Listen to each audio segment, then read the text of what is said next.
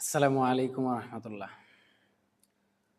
একজন আরেকজনকে ঠকে কখনো উপরে উঠতে পারে না। আপনি ঠকাবেন, আপনি নিজেও আপনার অজান্তে ঠকে যাবেন, আপনি কখনো বলতে পারবেন না।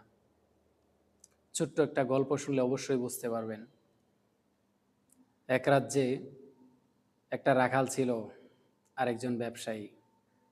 তো ওই রাখাল এতটাই দরিদ্র ছিল, তার কাছে শুধু কয়েকটা ছাগল ছিল, তাছাড়া একটা দাঁড়িপাল্লা ছিল, আর কিছুই ছিল না। সে ওই ছাগল থেকে দুধ দোয়াইতো, সেই পরিমাণ বাজারে নিয়ে যাইতো, সেটা দিয়ে সেটার পরিবর্তে চাল ডাল নিত, তার যা প্রয়োজন তা নিত। তো এক ব্যবসায়ী থেকে সে প্রতিদিন তার দুধের পরিমাণ যেই পরিমাণ দিত সেই পরিমাণ চাল ডাল দিত। দুধের পরিমাণ ছিল 3টা পাত্রের মধ্যে 3 লিটার, এভাবে দিত প্রতিদিন। আর এটা দিয়া সে ওই ব্যবসায়ী থেকে চাল ডাল নিত। এভাবে চলতেছে।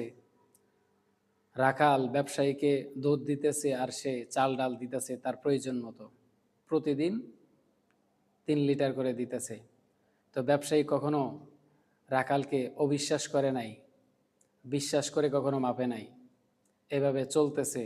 আরেকদিন হঠাৎ ব্যবসায়ী বলল, দেখি আজকে একটু মাপি, দেখি সব ঠিক আছে কিনা।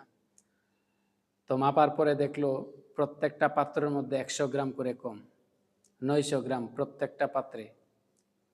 3 পাত্রের মধ্যে 300 গ্রাম কম। তো এটা দেখার পরে ব্যবসায়ীর চোখ কপালে উঠে গেল।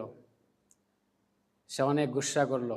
পরের দিন যখন রাখাল দুধ নিয়ে আসলো, রাখালকে ব্যবসায়ী আচ্ছা মতনে বকুনি দিল যে, আমি তোমাকে বিশ্বাস করেছি, তুমি আমাকে ঠকিয়েছ।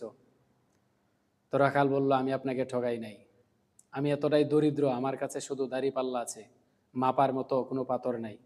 তো আপনি যেই পরিমাণ চাল ডাল দিতেন সেটা আমি আমার দাঁড়িপাল্লার এক পাশে রাখতাম, আর দুধ আর এক পাশে রাখতাম। এভাবে আপনাকে প্রতিদিন আমি দুধ দিতাম। তো আপনি যেই পরিমাণ দিছেন আমিও সেই পরিমাণ, কিন্তু এটার মধ্যে কম ছিল সেটা আমি জানি না।